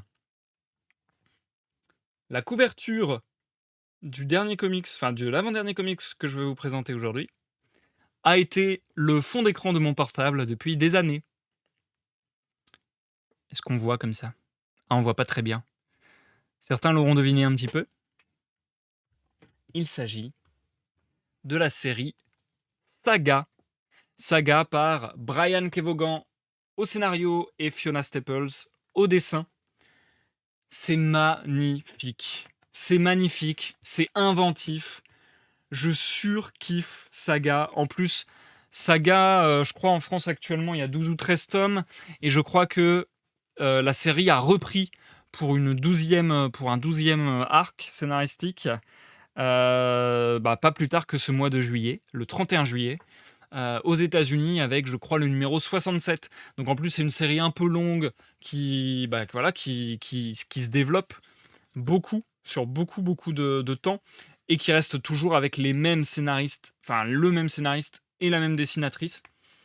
Saga, pour vous situer rapidement l'histoire, vous pouvez comprendre à l'image principale qu'on est un peu sur un truc fantasy. Je dirais même qu'on est sur un space opéra. On est sur un space opéra. Grosso modo, le concept, ça va être de suivre une famille, je dirais. La famille qu'on voit sur la couverture, avec la petite Hazel, Marco et Elena. Elena? Est-ce que j'ai de la merde? Elena? C'est un truc comme ça. Attendez. Oui, je sais, je l'ai lu des tonnes de fois et je me rappelle pas. Je vous ai dit que j'avais une mauvaise mémoire des histoires, que ce dont je me rappelais, c'était pas les histoires, c'était Alana. Alana, pas Elena. C'était ce que je ressentais en les lisant. Bref, donc Saga, c'est un space opéra qui va suivre la famille d'Alana, de Marco et de Hazel, leur petite fille, parce que grosso modo, ils sont en danger et ils doivent fuir. Vous voyez qu'ils ne sont pas de la même espèce. On a les ailés pour Alana, les cornus pour Marco, et leur enfant, Hazel, présente à la fois des cornes et à la fois des ailes, ce qui en fait une cible de toute la galaxie. Donc c'est vraiment une famille suivie dans toute la galaxie par des énormes puissances qui leur veulent du mal, qui ne veulent pas que cela puisse exister. Il y a des tas de messages que je surkiffe dans Saga, des tas de messages sur l'amour qui sont magnifiques. Il y a vraiment beaucoup de messages très beaux et un peu philosophiques. Franchement, je trouve que Saga, c'est trop une belle œuvre qui véhicule des belles choses. Et en plus de ça, graphiquement, c'est magnifique. Fiona Staples a un style très à elle, je trouve. Euh, alors, faut que je fasse très attention à ce que je vous montre, parce que dans Saga, ce que je trouve très fort, un des gros points forts de Saga, c'est qu'il y a des concepts très forts. Je vais vous donner un concept parmi des tonnes. Il y a par exemple les chats mensonges. Les chats mensonges, c'est des chats qui ne miaulent pas. Par contre, quand quelqu'un ment, ils disent mensonge. Il y a des races d'extraterrestres dans tous les sens qui sont plus loufoques les uns que les autres, qui sont plus étonnants les uns que les autres. Il y a un mélange entre science, entre magie, entre fantasy. Enfin, il y a beaucoup, beaucoup de choses. Il y a des tonnes de concepts qui sont vraiment très, très cool. Et en fait, rien que pour ça, c'est trop cool. Il y a par exemple la race des robots qui, en fait, ont une tête de robot. Ont une tête de télévision, pardon, c'est ça que je voulais dire. Donc voilà, c'est un personnage humanoïde, mais à la place de leur tête, ils ont une télévision. Et s'ils n'arrivent pas à se contrôler, ils montrent sur leur télévision, donc ils montrent sur leur visage, ce qu'ils ressentent ou ce qu'ils pensent à l'intérieur. Il y a plein de trucs comme ça, il y a des concepts trop trop cool.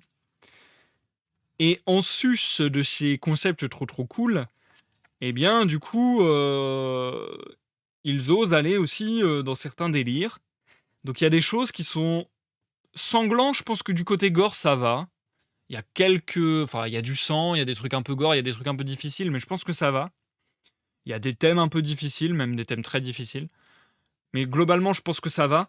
Même si, là, je viens de passer sur une page, par exemple, où un personnage écrase à main nue le visage de quelqu'un qui. Enfin, la tête de quelqu'un qui explose. Donc, bon, à mitiger quand même. Mais surtout, c'est vrai que. Enfin, en tout cas, je trouve.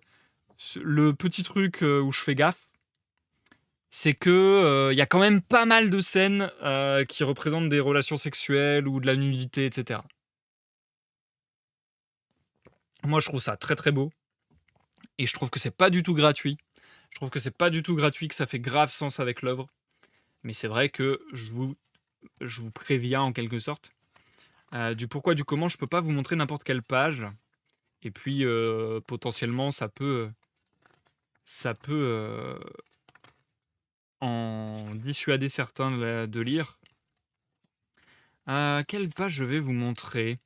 En fait, là, clairement, mais c'est un peu le cas de beaucoup de comics que je vous ai montré ce soir, je trouve que à peu près n'importe quelle page que je vais choisir est belle, en fait. Donc, laquelle vous montrer, c'est difficile. Regardez ça, ce baiser. On a une narration aussi, ça c'est assez cool. On a pas mal une narration de Hazel, donc la petite fille, qui en gros explique l'histoire de sa famille, qui dit ah ben là, maman et papa, ils ont décidé qu'il fallait me protéger, alors du coup on est parti là et ainsi de suite. On a rencontré un tel, et puis du coup qui parfois fait des effets d'annonce, dire ah bah il faut qu'on profite bien de cet endroit-là parce que on n'y reviendra plus ensuite. Bah, voilà des trucs comme ça. Ici des fantômes par exemple. Non, franchement, c'est très très beau. Euh, En fait, les pages que je trouve les plus belles, j'avoue, que j'aimerais grave vous montrer, il y a quand même souvent un téton qui se balade ou des trucs comme ça. Donc, c'est un peu compliqué. C'est un peu compliqué. Et je vois que ça aborde. Non, en vrai, franchement. Ouais, c'est vrai que ça aborde quand même pas mal de thèmes très adultes, on va pas se mytho. Donc, je dirais pas non plus entre toutes les mains. Euh, Et après, en fait, c'est ça que j'adore. C'est ça que j'adore. C'est que ils se permettent, mais encore une fois, c'est pas gratuit, ça fait grave sens. Ils se permettent, certes, des moments d'action un peu stylés, un peu classe, et encore que souvent on voit aussi l'horreur de la guerre, etc. Justement, il y a un message un peu, donc souvent c'est pas tellement classe, c'est plutôt regardez comme c'est violent, comme c'est brusque, comme c'est brut. Et en fait, il y a plutôt pas mal de questionnements là-dessus. De oh là là, mais ça fait du sens de faire ça là, ça fait du sens de faire la guerre et de se détruire et de se tuer, et ainsi de suite. Entrecoupé de moments plus quotidiens, plus lambda, où on suit vraiment la vie, comme quand il y a des scènes de sexe par exemple, mais comme par exemple quand le prince robot est sur le trône, entre autres. Donc voilà, on a vraiment de tout dans Saga. Je vous conseille énormément cette série. C'est magistral, je trouve. Encore une fois, c'est dans mon top. C'est dans mon top de comics, clairement. Euh, je pense avoir fait le tour de ce que je voulais vous dire cette fois-ci. J'ai super hâte de poursuivre la lecture de Saga et qu'il y ait une suite. Ah non, attendez. Pour finir sur Saga, je vais vous donner une petite citation Je l'avais mis quelque part sur mon Facebook, je vais pouvoir la retrouver, je pense. Je l'avais partagée à une époque. Je vais vous donner une petite citation de saga que je kiffe et rien que ça, ça vous donnera un peu le ton, l'ambiance, je dirais. Alors, le docteur Heist, donc c'est l'un des personnages, dans le tome 3, chapitre 16, nous dit... Punaise, ça fait déjà 7 ans, bref. J'adore regarder des souvenirs sur Facebook, ça me fait trop rire. Donc, dans le tome 3, chapitre 16 de Saga, Dr. Ice nous dit: tous les bons contes pour enfants se ressemblent. Une jeune créature enfreint les règles, vit une incroyable aventure, puis rentre chez elle en ayant appris que les susdites règles ne sont pas là pour rien. Bien sûr, le vrai message pour le lecteur attentif est qu'il faut enfreindre les règles aussi souvent que possible. Car qui diable ne voudrait jamais vivre d'aventure? J'adore cette citation. J'adore tant cette citation qu'il me semble vous l'avoir déjà donnée plusieurs fois en live de lecture, parce que c'est vraiment trop cool comme citation. Bref, saga extrêmement, extrêmement recommandée. Et on va finir avec, pareil, l'un de mes tops. Un énorme coup de cœur que j'ai eu quand j'ai commencé à lire cette série. Ici, ça se voit un tout petit peu. J'ai peint la couverture du tome 1 sur mon meuble à comics. Donc c'est que c'est vraiment l'un de mes comics favoris, quoi. Il s'agit de Transmétropolitane, écrit par Warren Ellis et dessiné par Darick Robertson. Ouais, après l'ancrage, il y a beaucoup de monde, donc je vais pas rentrer dans le détail. Bref, Transmétropolitane année 1, un énorme bébé. Un énorme bébé, et je crois que la série... Je pense que j'ai toute la série. J'espère que j'ai toute la série, parce que ça m'intéresserait vraiment d'avoir la série complète de Transmétropolitane, tellement j'aime. Je crois que la série que je possède, il y a 5 tomes de cette taille, à voir un peu plus gros après. Donc voilà, on est sur des gros gros bébés, on est sur une série qui a duré un peu de temps. Warren Ellis et Darick Robertson, des gros noms du comics également. D'ailleurs, Brian Kevogan et Fiona Staples, c'est pas mal aussi, hein, on va pas se mytho. Mais c'est vrai que les auteurs sont particulièrement connus, notamment Warren Ellis, je dirais, qui a fait par exemple Hellblazer, Planetary. Planetary, c'est trop cool, j'avais lu. C'est très très cool. Euh, qui avait fait également Stormwatch. Donc voilà. Euh, c'est quand même des gens. Et puis après, là, je cite pas les trucs les plus connus. Il a travaillé sur X-Men, il a travaillé sur Iron Man, etc. Il a fait des tas de choses très intéressantes, ce monsieur. Et il a fait notamment Transmétropolitane. Encore une fois, clairement pas dans toutes les mains. Clairement public averti. On est dans une sorte de futur. Il y a des aliens, mais c'est pas forcément le centre, encore que. On suit un personnage qui s'appelle Spider Jérusalem.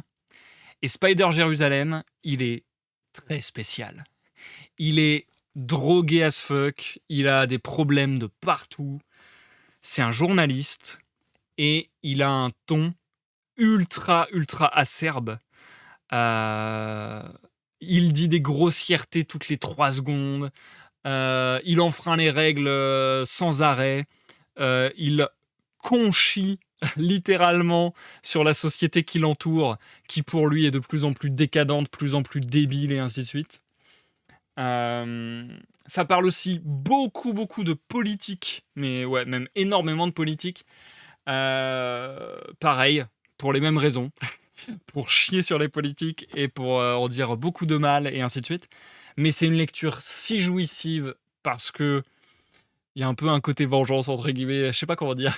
Je crois qu'il y a un peu un côté vengeance de se dire ah, ça fait du bien de déverser sa haine sur des gens sur des catégories de personnes que parfois on apprécie peut-être pas trop.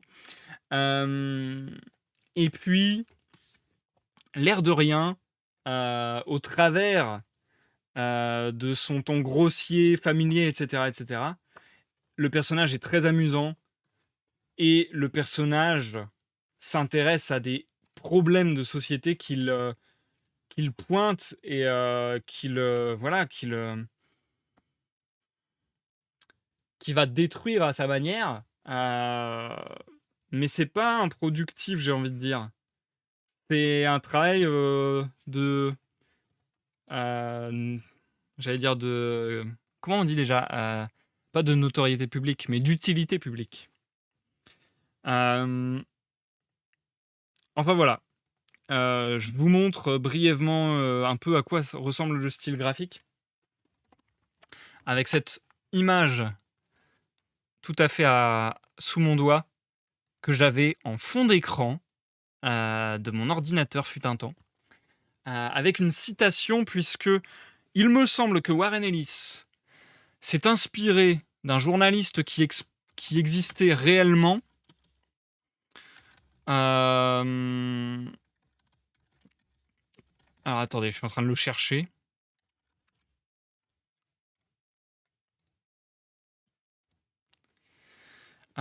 Qui s'appelle H.L. Mencken.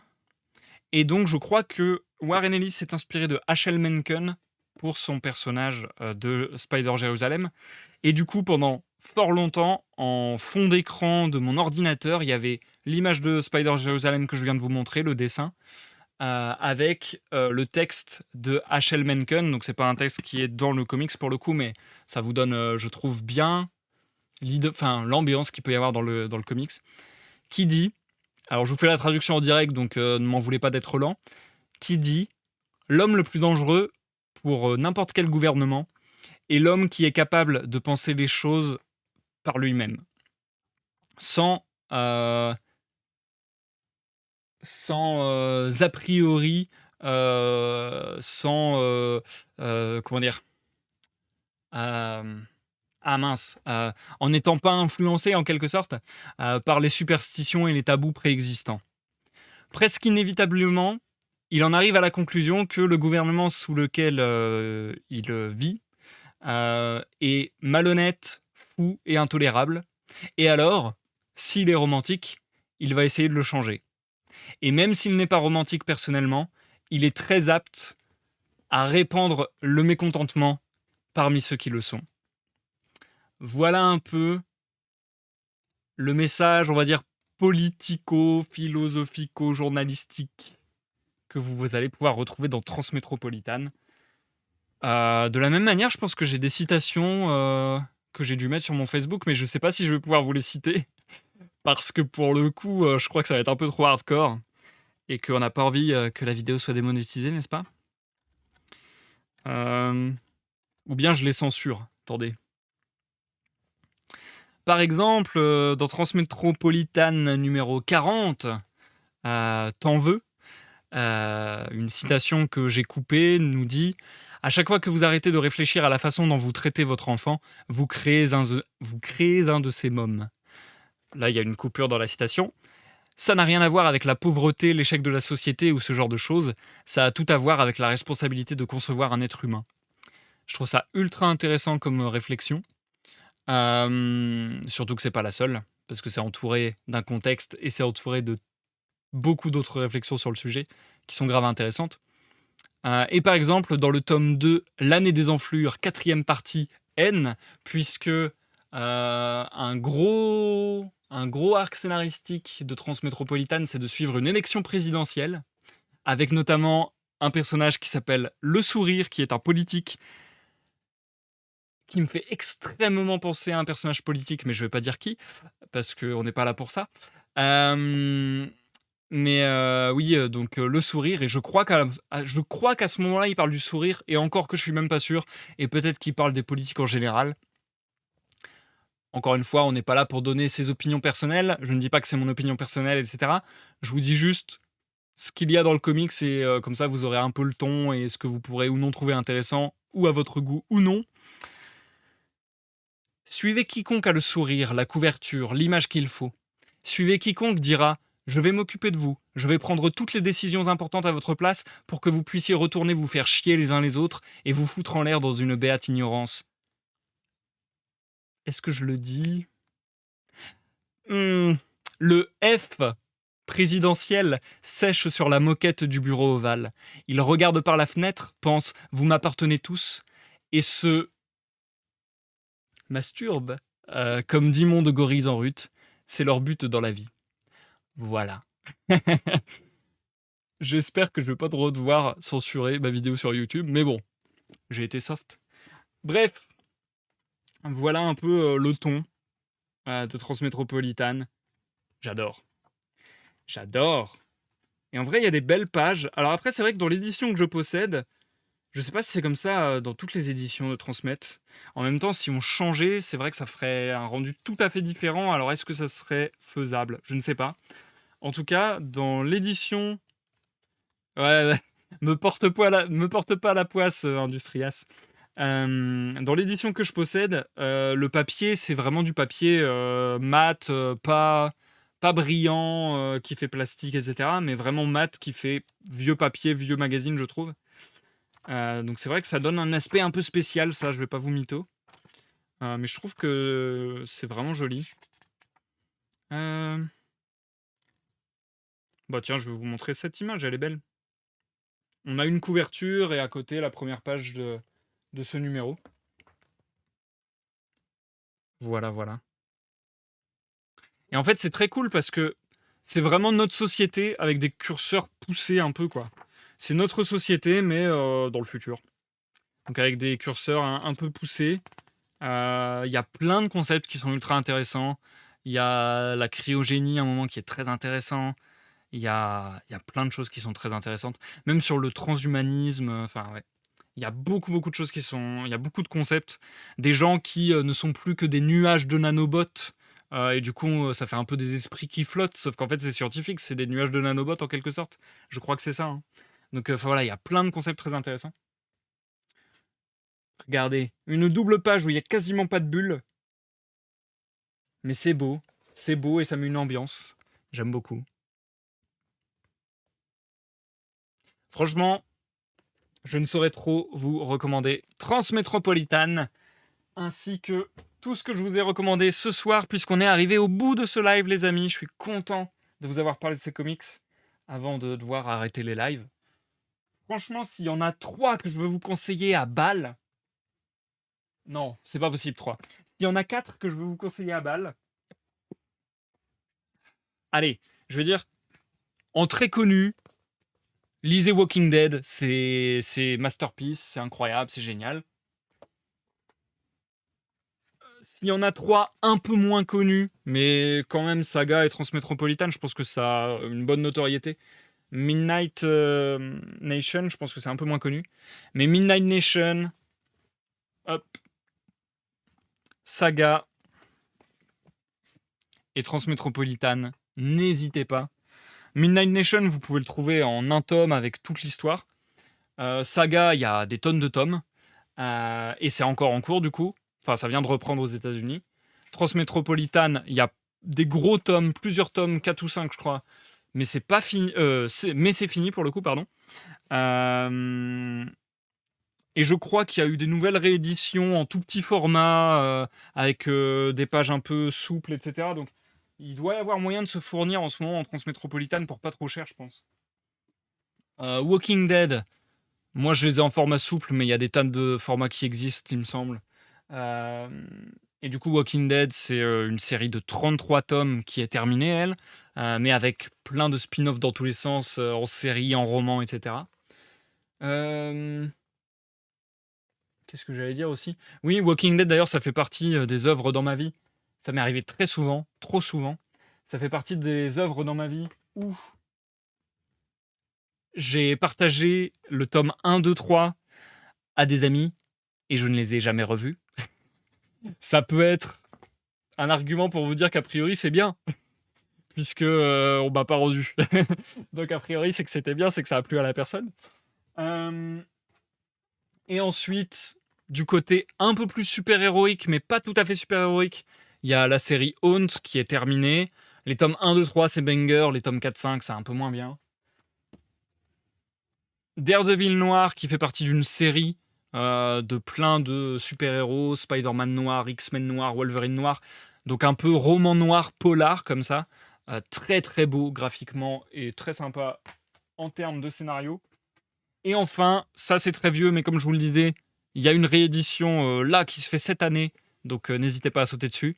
Si vraiment vous voulez embarquer dans du super héroïque, plus classique, on va dire, Ultimate X-Men, masterpiece, génialissime, et très bonne porte d'entrée au monde super-héroïque.